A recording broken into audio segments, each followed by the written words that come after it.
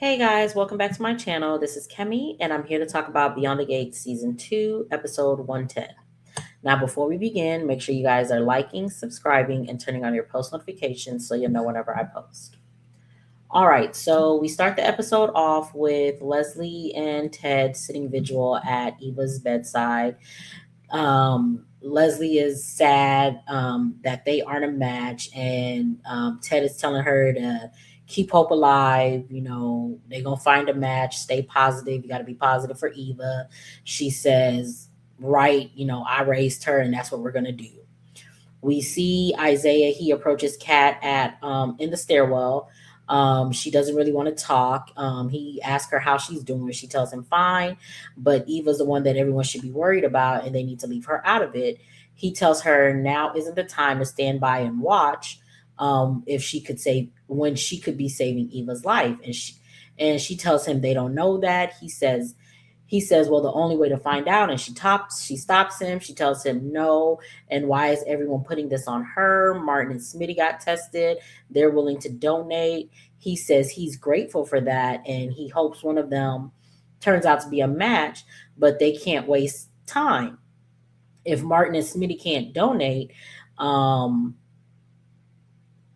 if they can't don't, I mean, if it turns out that they aren't a match, um, then they need to move on to the next person. And she says, then y'all need to find the next person because she isn't getting in line. We see Martin and Smitty, they're talking, and he's telling he's telling Smitty, you know, he hopes that Isaiah found Kat and that he can get through to her. He loves her, but he doesn't know what she's thinking. Smitty tries to be on her side, but Martin is being the ass that he is. He sees Shanice and tells her thank you for all that she did. Smitty tells him that they would be home, but they found out about everything and they got tested. The doctor calls and tells Shanice the results are in, and then they will be up to tell Smitty and Martin. So we see Jan, she's at Ashley's, and she just wanted to make sure that Ashley was okay and make sure that she's all right. Even though she heard from her, she needed to lay eyes on her, basically. So we see Nicole, she's at home and she's on the phone with Kyle. He was worried. She tells him she's good now and she's happy, and he's happy to see her because they're FaceTiming. He asks about Martin and Smitty. She tells him they'll be okay. The kids are with her. He asks about Kat. She tells him she's with Tomas. He can't imagine what she went through. She gets choked up. She starts to get, choked up or whatever, and says, it was awful. He asks to come over, and she says, yes, the door will be unlocked. So we go back to Jan. She's making sure Ashley's okay. She's only back. Ashley's saying she's only back home to change, to get recharged, and then she has to go back. Jan wants her to take it easy, and she wants to know what she went through, but she'll wait. She'll wait until she's ready to talk. So we see Leslie. She is talking to Eva, and she's telling her you won't believe how many tears she's cried, and she may think that she's going soft on her. Ted concurs. Shanice comes in to check Eva's vitals. She tells Ted that Martin wants to talk. Martin wants to talk to him or whatever, so he leaves. Um, Shanice tells Leslie that she's sorry she's going through this, and she gets her a change of clothes. So we go back to Martin and Smitty, and they are telling Ted that they aren't a match and they really wanted to help. Ted thanks them for trying, and Martin says it's more that he can that's more than he can say for Kat, and she's the only viable family member left to be tested, and he can't believe that she won't even consider getting tested. He knows she's scared, but the way she's handling it, she literally ran away, and Isaiah had to go find her. Ted tells Martin that Kat isn't wired like him, and he knows how she is when it comes to medical situations. It takes her a minute for these things. Martin says they don't have a minute, and Eva needs her now. So we go back to Isaiah telling Kat that he sees the way she's treated Eva like she's scum and not worth her time and a parasite. He doesn't like it, but he gets it. Everything with Ted, with everything that happened with Ted and Leslie, and finding out about Eva was messed up, but this is different. It's just a blood test. So you see the way that Kat has treated Eva, but of course, no one sees the way that Eva has treated Kat. And then you keep saying, "Oh, you get what happened," and her finding out about Eva, but then you act like it's everybody else's fault except for Eva, and everybody else should just get over it because Eva has gotten over it. Is basically what you're saying right now. But whatever. She says that's not all it is. If she's a match, then she's gonna have to do more than testing, and everyone is gonna try to force her to get a major surgery to cut herself open and give a piece of her body to someone that she hates, and to someone who can't stand her, who slept with her boyfriend, who helped her mother cover up two attempted murders, and she's supposed to just forget all of that. He says, "So this is your way to get your revenge, standing by while you watch your half sister die. What the hell is wrong with you?" Mind you, she said everything that she said, and instead of saying, "I hear what you're saying, and I get that it's tough, but you also have to see, but can you see that the way that this is coming off, it's coming off as if you're trying to get revenge against her for all of these things by not wanting to get tested." Instead of him saying something like that, his go to is to yell at her and say she wants to get revenge. You didn't even pay attention to anything that she said. You were listening to talk and not listening to hear. She has valid reasons for having concerns. She has valid reasons for not wanting to do these things.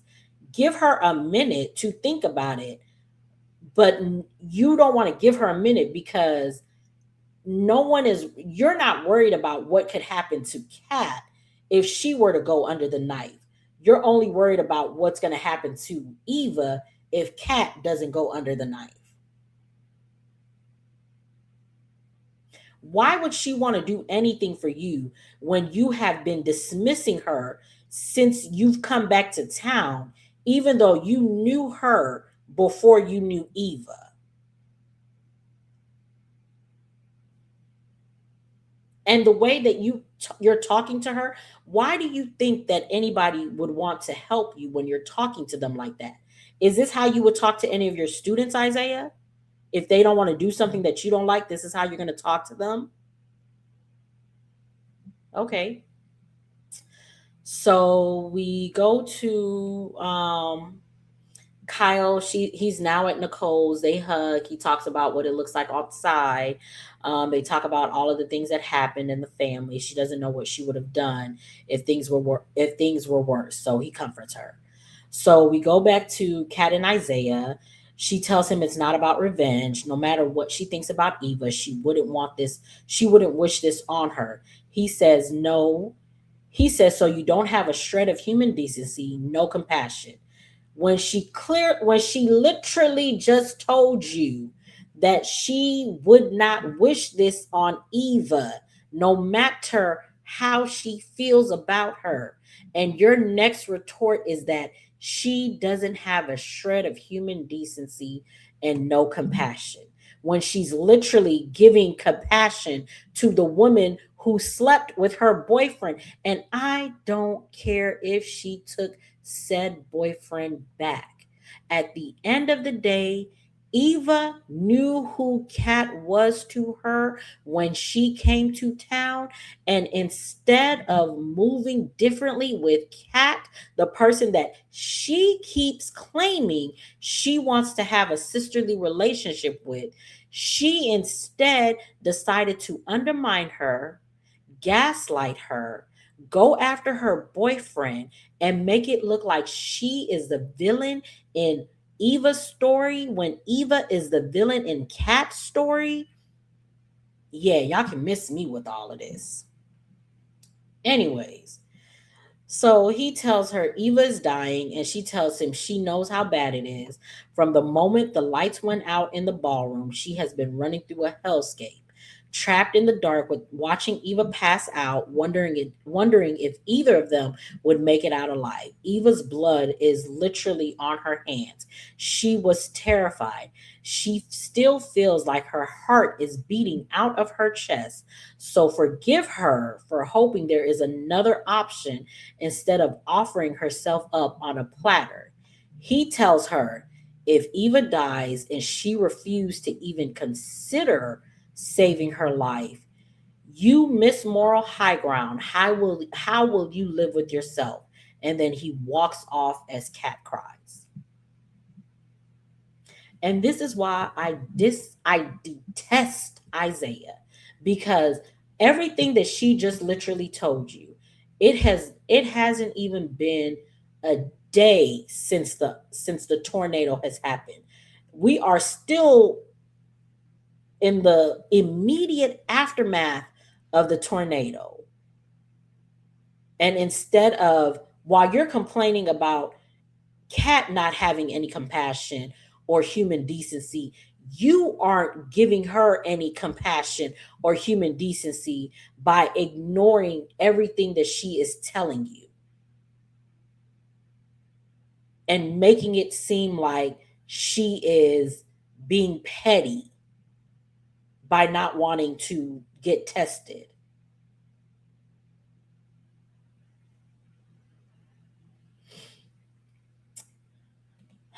So Leslie comes out in her nurse's outfit that Shanice had changed. I mean, gave her the change for. She tells Shanice it's not her favorite look. Shanice tells her you're welcome. She keeps extra, and since Leslie isn't leaving, she didn't want to have her sit in that dress. Sorry about that. So she says,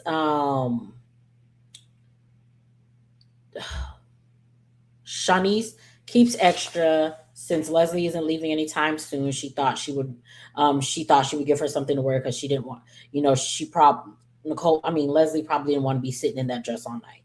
Leslie says, "Well, if you're being generous to score points with Ted," and Shanice tells her she doesn't have to. Ted is hers, and unlike Leslie, she doesn't do things only when she can get things in return. No parent should have to go through this, and she's leading with kindness. Leslie says she would have responded. Leslie says she should have responded with more grace. Shanice Shanice thanks her and tells them that they're on their side. I could be wrong, but I can't remember why Shanice thanks her. Oh yeah, for saying that she should have led with more grace. Okay, whatever. So she says, they're Team Eva. Leslie wants to know what she's doing. Shanice gives her an update. She wants to know how long Eva has. Shanice can't say. Leslie says she knows that, that Martin and Smitty weren't a match because of the look on Leslie's face. I mean, on Shanice's face when she came in. Shawnee says she can't reveal that because that's she can't reveal tests or whatever, medical information or whatever. Leslie says she understands. She knows she has other patients to tend to. Shanice tells her she's already on the registry and to not give up hope and to buzz for a nurse if she needs one, and then she leaves. Leslie tells Eva, not to pay any of that mind. All she needs is one person to come through. So we see Isaiah. He's and I don't have a picture of that, but sorry. Isaiah, he's back with the guys. And ask if there's any good news. Martin says no, and given his question, he wasn't able to get through to Kat. He says no. She's dug in even harder, and if it was anyone other than Eva, and Ted tells him you don't know that. He says pretty sure, and Martin says that he says that much of a it's not that much of a surprise. Ted tells them enough. They're all worried about Eva and knows her clock is ticking, but heaping judgment on Kat isn't going to help. Martin apologized and says he was out of line. Isaiah says he didn't mean to pop off like that and didn't mean to add any more stress. Smitty wants to get Martin home. Ted tells them, go ahead. Concussions isn't to be taken lightly. And he tells Isaiah to take a walk and not bring that energy into Eva's room. And before he goes, tell him where Kat is. So we see Jan. We're back with Jan and Ash. Back with Jen and Ashley. Jan is happy that Vanessa's okay. She asked about Naomi and the fam. They're all okay. She doesn't want to push, but seeing the news, she was really scared. Ashley tells her they weren't on the side. Her and Naomi weren't on the side that got hit. And when they got out, when they got out and they saw everything, she just wanted to help. She became a nurse to help others, and then they comfort each other. And then Ashley gets a text from Grayson. So we go back to Kyle and Nicole. They're now drinking wine or whatever, and he asks how Samantha and Tyrell are, and will they freak out when they see him. She tells them no, they're knocked out. They knocked out once their heads hit the pillow. She's glad that they're with her, but honestly, she would have been hovering Martin's. Your kids are your kids, no matter how old they get. He wants to know how she made it through, and she tells him after she's done. She tells him she can't stop thinking about the past and how this would have been her and Ted, but now he has Shanice, and Kyle tells her she has him, and then they go upstairs. So we come into the stairwell. We see Ted. He comes into the stairwell, and they hug, and she breathes a sign of relief. So we go back to Jan and Ashley, and Ashley's telling Jan all the times that Grayson has called, and Jan tells her, it would be nice if she texts back. So it's been a terrible night for everyone. So Ashley responds. So we go back to Leslie talking with Eva. She's talking about how Eva loves to read, and then she tells a story about the time when they went shopping at a thrift store, and then she turned around for 1 second, and Eva was gone. When she found her in the dressing room putting an outfit together, Leslie laughs, and then they cry because she cries because she says she's nothing without her. So we go back to Kat. She's in the stairwell with Ted. She wants to know if he came to check on her or if he's there for Eva. He says, can it be both? He loves them both. She tells him she knows he wants to save Eva, but shouldn't she be able to make up her own mind when it comes to her life? Because it doesn't seem like it. Everyone seems to think there's a right answer, and there's no tolerance for her answer. They act like there's only one choice to be made. She understands the stakes, but there are other people that are willing to donate. They have to be looking at the registry. He says they are, but earlier you were wondering if there was anything that you could do, because she had told him earlier, she thought, was there more that she could have done to help Eva or whatever. Um, uh, he says now this would be the opportunity to do more. He understands this is complicated, and asks her if she needs to talk to Nicole. She says no, she doesn't want her involved. She doesn't need anyone else piling on. Everyone is already pressuring her. Martin, Isaiah, now him. He says he doesn't want to pressure her. She tells him, but he is. He's just doing the kinder, gentler version. It's like no one wants to accept that she doesn't want to get involved in this, that she may have her reasons for her decision, and no one sees her anymore. They just see a body who should be willing to volunteer to be used for spare parts. He asks if that's how she really feels. She says yes, but no one seems to care about her feelings. No one seems to care about her. No one seems to care about her or her feelings. So we see Kyle and Nicole. They're in her room. She's glad he's there, and he isn't leaving. He tells her he's hers. She says it sounds tempting, but she's exhausted. He tells her then he'll just hold her while she sleeps. So they get in the bed and they cuddle. So we go back to Jen and Ashley. Uh, Jan is trying to get Ashley to rest. She's running on fumes. She wants to keep going. She wants to keep going because that's what Derek would have done. She's been thinking about him all night and cries and says she keeps thinking he was going to walk in as one of the first responders. Jan comforts her and Ashley is trying to go to sleep.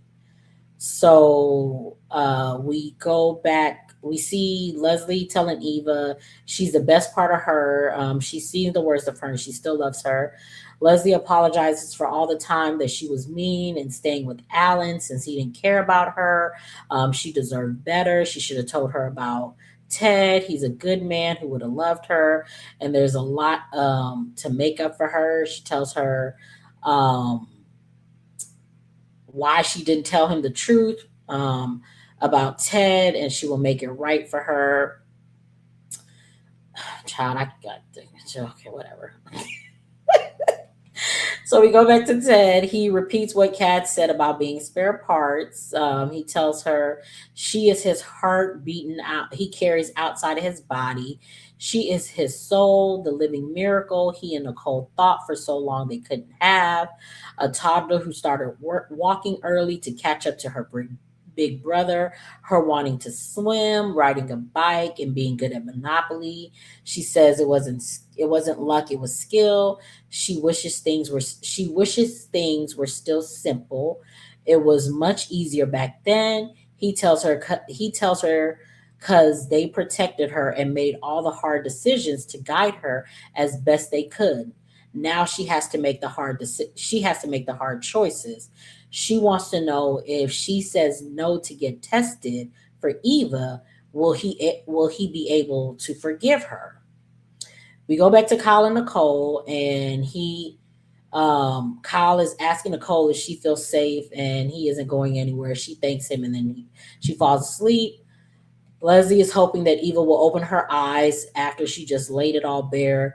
Izaiah comes in and says they will make it through this. They'll find a way. We go back to Ted. He tells her it's not about forgiving her. She says that's not an answer. He says the point is, will you help? Not if I will forgive. If I will forgive you. If you don't, she needs to know he wants both of his girls to survive. She can't handle it and says she has to go. He tries to stop her. She needs to think. He tells her time is running out. Just get tested. It's a small step. She can't.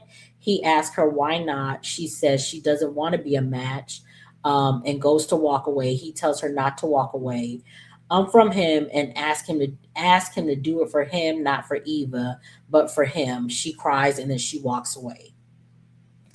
So that was the end of the episode. Yeah, of course, y'all know this episode pissed me off thoroughly, but whatever. But Kobe Muhammad, the actress that you are, because when she had her scenes with Isaiah, and then when she had her scenes with Ted, it was just like she was just like a little girl wanting her daddy to kiss her boo boo or whatever. Just it was chef's kiss. Loved it. But yeah, child, y'all know how I feel. But get down in the comments. Let me know what you guys thought of this episode. Make sure you guys are liking, subscribing, and turning on your post notifications so you'll know whenever I post. And I will see you guys in the next one.